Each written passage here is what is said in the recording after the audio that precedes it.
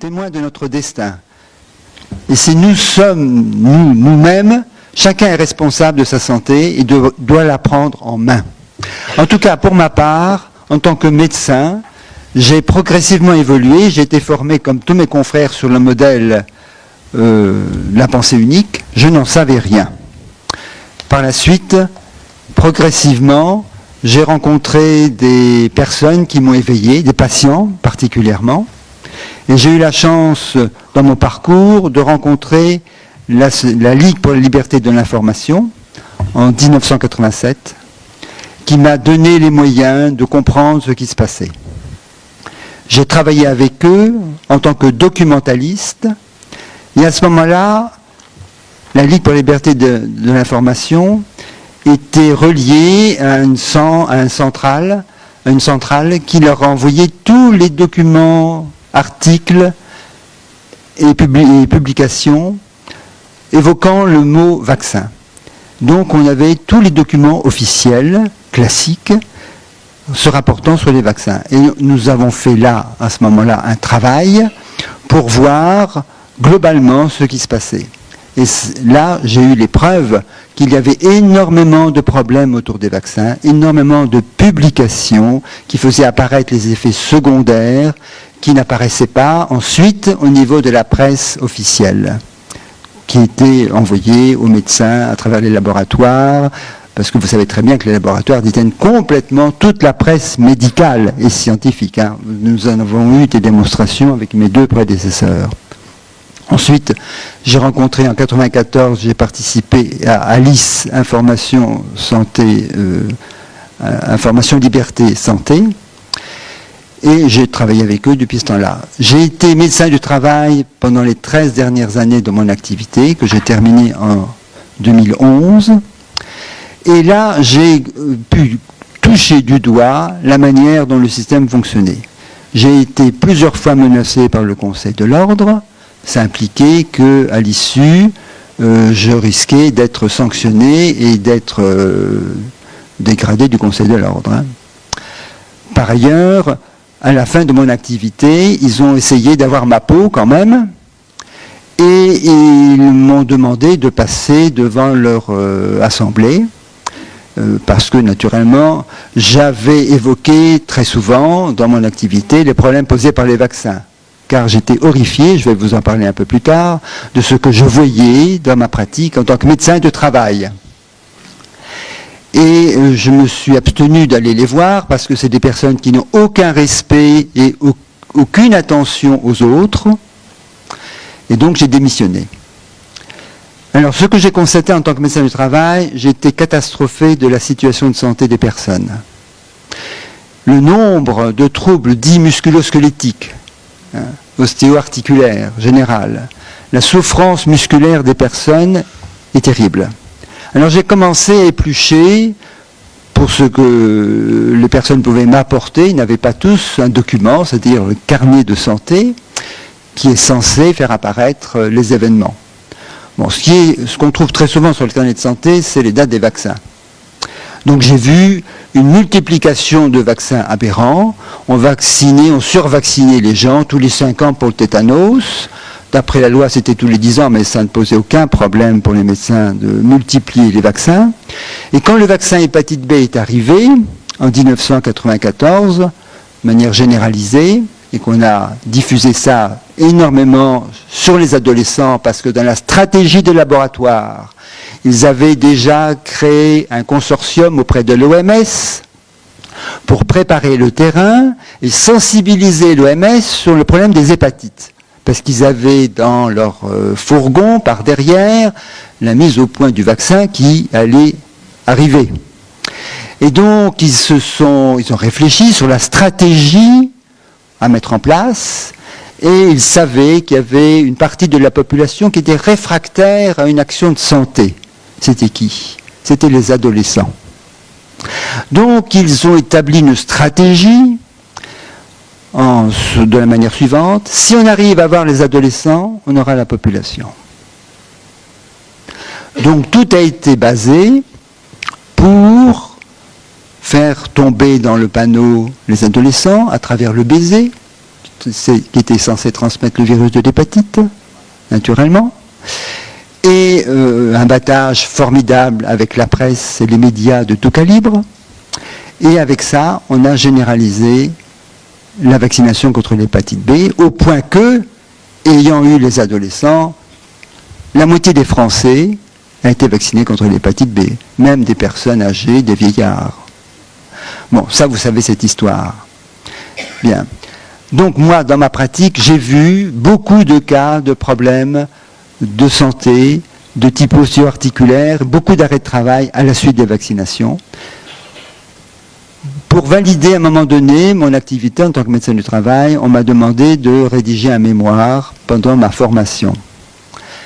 J'ai rédigé un mémoire où je m'interrogeais, simplement je m'interrogeais, parce que j'ai suivi 57 éboueurs et rippers dans une communauté de communes et que j'ai pris en charge en 2001.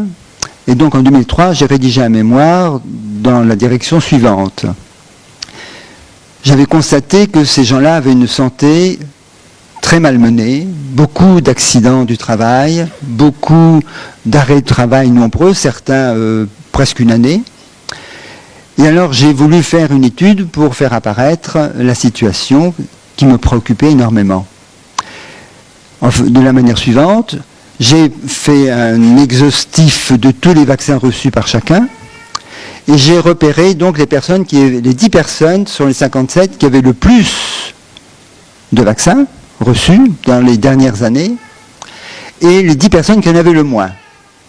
Et j'ai fait apparaître le nombre d'arrêts de travail, le nombre de maladies, de soins qu'ils avaient suivis, et la qualité, le type de maladies qu'ils avaient, parfois très lourdes et très handicapantes, certains opérés, etc.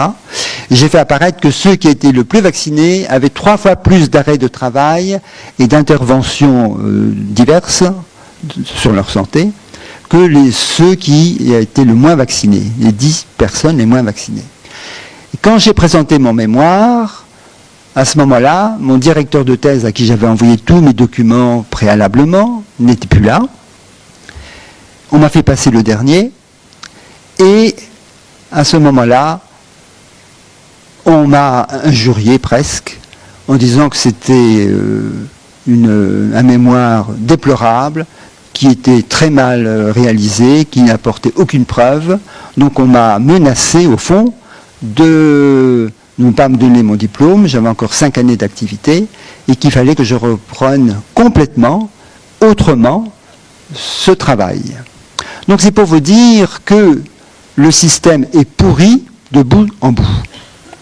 Ce qu'il faut comprendre à travers le problème de la vaccination, c'est que le milieu médical actuel ne connaît rien de l'immunité. Les vaccins ont été mis en place par Jenner il y a 2 siècles, à l'époque de Hahnemann, ça a commencé. Ça a été repris en main de manière très péremptoire et violente par Pasteur qui a imposé le scénario. Mais ce qu'il faut savoir, c'est que ces gens-là n'avaient aucune notion des problèmes de l'immunité. C'est seulement, véritablement, au moment du sida, donc dans les années 1980, qu'on a commencé à découvrir l'ampleur et la complexité avec les cytokines, avec toutes ces molécules complexes et les jeux entre les anticorps, les macrophages, les polynucléaires, etc., qu'on a commencé à ouvrir l'espace de l'immunité, comment ça fonctionnait. Mais encore ça, ce n'est qu'un tout petit bout. Ce qui est apparu ensuite aussi, peu après, à travers le travail sur le stress, c'est que l'immunité, c'est un axe très complexe, avec plusieurs niveaux d'interaction mutuelle. Le travail sur le stress, ça fait apparaître que l'immunité, c'est un axe avec une dimension psychique, neurologique, hormonale et biologique. Bon, on ne peut pas intervenir sur l'immunité sans qu'il y ait des contre-coups sur un des autres. Et comme le milieu vaccinaliste n'a aucune notion de ces données de l'immunité, parce qu'eux, ils n'ont qu'un critère. Et vous savez quel est ce critère? Il est très simple. C'est la présence d'anticorps ou pas. S'il n'y a pas d'anticorps, ce n'est pas un bon vaccin, mais s'il y a présence d'anticorps, bien, tout va bien. On ne se préoccupe pas des effets secondaires. Généralement, ils étudient la tolérance du vaccin. Qu'est-ce que veut dire ce mot tolérance? Ce mot tolérance, il veut dire qu'on va regarder ce qui se passe dans les quelques jours qui suivent, lors des essais, ce qui se passe autour du vaccin. Si la santé, s'il y a des accidents, s'il y a des effets. Donc, on va regarder pour des molécules, des protéines qui sont censées avoir une action sur de longueur de temps de plusieurs années, 5 ans, 10 ans, on va regarder pendant 4 jours, au maximum, au mieux, 1 mois. Et le reste, ça part dans le désert, ça disparaît complètement. Est-ce que c'est honnête? Est-ce qu'il y a un sens? Quelle science est là-dedans? Il n'y a rien. Et quand je pense que nous sommes tous formés sur ce modèle, et qu'on nous fait croire que tout est parfait, et que c'est les vaccins qui ont fait disparaître les maladies, vraiment, il y a de quoi pleurer de prétendre que c'est une science. Il faut savoir qu'il y a une manipulation formidable à partir de la disparition de la variole. Je pense qu'ici, la plupart d'entre vous le savent, n'est-ce pas? Il y a eu, l'OMS a rendu un document en 1980, au moment où elle a décrété que la variole avait disparu, où elle a dit que la vaccination de masse avait marché dans un grand nombre de pays, mais que dans un certain nombre, ça n'avait pas réussi du tout. Et qu'à la suite de ça, ils avaient dû changer complètement de stratégie. De la manière suivante, c'est une forme de quarantaine, tout simplement, la stratégie qui a changé la donne et qui a réussi à éradiquer la variole, même dans les zones où on n'arrivait pas. Ce qui s'est passé, par exemple, en 1962 et qui a amené l'OMS à changer de stratégie, c'est qu'ils ont vacciné de masse en Inde. Et à ce moment-là, dans les années qui ont suivi, les 3-4 années qui ont suivi cette vaccination de masse, la variole a explosé. C'était une impasse totale. Donc, ils étaient obligés de faire disparaître le scénario et de changer de stratégie. Ils savaient que la variole n'est contaminante qu'après l'éruption de fièvre qui dure 2 jours. Quand les boutons apparaissent, à ce moment-là, il y a un risque de transmission important. Il n'est pas terrible, mais il est important. Donc il suffisait de repérer les personnes qui avaient de la température, de les isoler, certes avec des équipes soit de personnes qui avaient la variole, soit de personnes vaccinées, et de rechercher éventuellement les personnes avec lesquelles ils avaient été en relation. Bon, et c'est cette stratégie dite de surveillance, endiguement, c'est les termes de l'OMS, qui a réussi à juguler, à faire disparaître la variole. Et avec ceci, c'était le mythe qui a été forgé, qui a été repris par les laboratoires et tout le milieu médical, OMS compris, pour nous faire croire que la variole a disparu grâce aux vaccinations. Voilà le tour de passe-passe historique. Mais toute l'histoire des vaccins traîne avec lui un mensonge caractérisé. Je ne vais pas m'étendre, ça apparaît partout dans les livres de Michel Georget, de Sylvie Simon, et le travail que fait Initiative Citoyenne vous informe en permanence des mensonges délibérés, caractérisés du milieu médical actuel. Donc c'est un choix dans lequel nous devons nous engager pour libérer notre santé, que notre destin nous appartient, nous devons devenir acteurs de notre santé. Et maintenant, vous avez toutes les informations pour faire les choix utiles et nécessaires pour vous, pour vos enfants. Nous sommes rentrés dans une situation maintenant où c'est la planète entière qui est menacée. Réfléchissez à la chose suivante. Aucune philosophie, aucune religion n'a réussi à, je dirais, avoir l'accord de la totalité des humains. Et cependant, les vaccins, toute l'humanité a été vaccinée. Sans obstacle. Comment est-ce possible? là, il y a vraiment un puits sans fond, n'est-ce pas? De voir, c'est une expérience à la 1000 grammes planétaire. Voilà ce que j'avais à vous dire. Le reste, vous savez, si vous voulez une information, il y a suffisamment de livres et vraiment Internet est formidable. Et merci à Initiative Citoyenne. Mais je voudrais terminer mon échange avec vous, d'abord par les questions que vous allez apporter, mais je voudrais qu'on ait 1 minute de silence pour toutes ces victimes dont nous avons pris conscience ce soir. Je rajouterai que la pire des victimes de tout ce système, ce sont les enfants. Quand on pense que dès les premiers mois de la vie, pendant la première année de vie, le calendrier vaccinal prévoit 18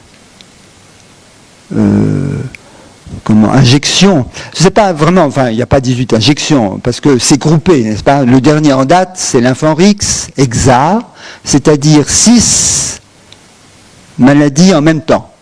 Un délire absolu. Absolu. C'est indéfendable. Quand on pense que le système immunitaire de l'enfant, il a besoin de se maturer en 6 ou 7 ans, et l'étape fondamentale de la maturation du système immunitaire des enfants, c'est les maladies infantiles.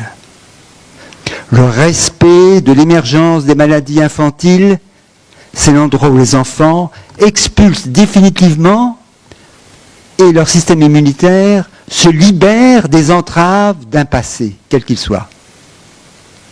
Et à ce moment-là, il atteint le début de sa maturité. Et libérer à ce moment-là tout l'espace psychique, neurologique, hormonal et biologique. À ce moment-là, il pourra se déployer dans toutes ses potentialités sans obstacle. Donc, je pense particulièrement à la santé des enfants. Et je vous demande que nous fassions tous 1 minute de silence en l'honneur de toutes ces souffrances, pour le respect et pour notre force, ensuite, pour porter ça et respecter la santé de tous.